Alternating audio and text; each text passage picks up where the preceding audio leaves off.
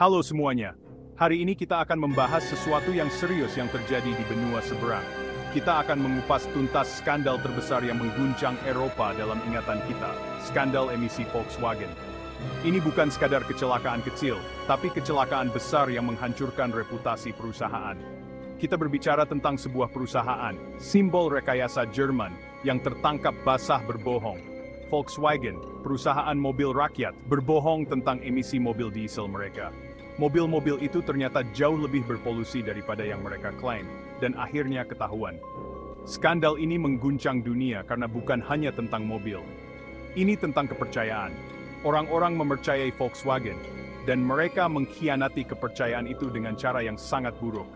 Ini bukan hanya masalah Eropa. Ini memengaruhi orang-orang di seluruh dunia dan membuat semua orang mempertanyakan semua yang mereka pikir mereka ketahui tentang industri mobil.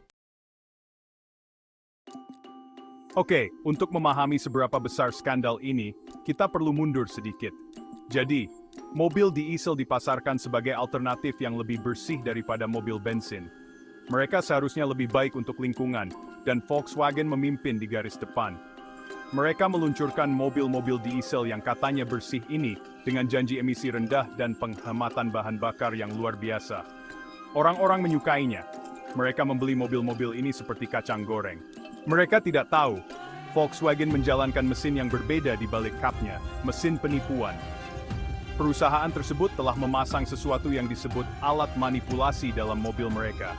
Perangkat lunak licik ini dapat mendeteksi kapan mobil sedang diuji dan mengubah pengaturan mesin agar tampak seperti mengeluarkan lebih sedikit polutan.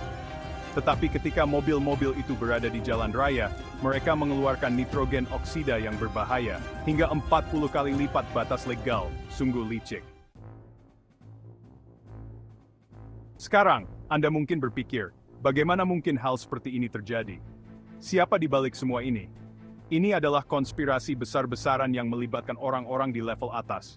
Para insinyur ditekan untuk menciptakan mobil diesel yang memenuhi standar emisi yang ketat.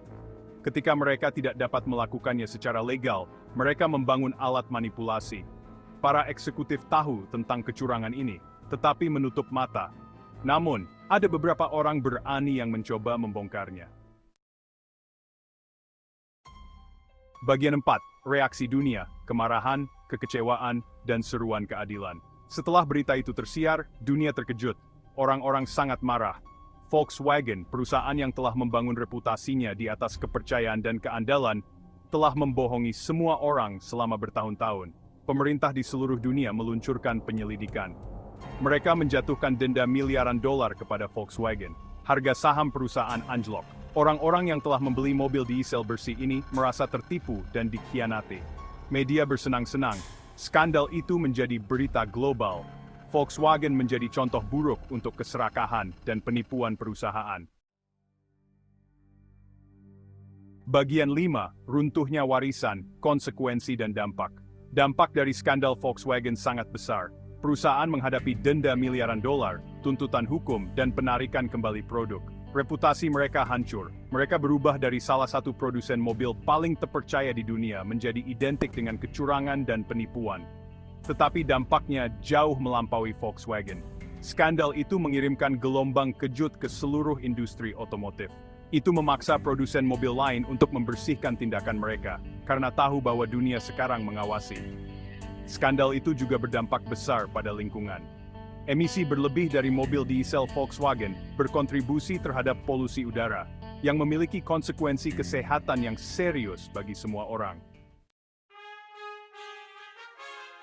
Bagian 6. Pelajaran yang dipetik, titik balik untuk akuntabilitas lingkungan. Skandal emisi Volkswagen adalah panggilan untuk bangun. Itu menunjukkan bahwa kita tidak bisa mempercayai perusahaan untuk melakukan hal yang benar. Kita membutuhkan peraturan yang lebih kuat dan penegakan hukum yang lebih ketat.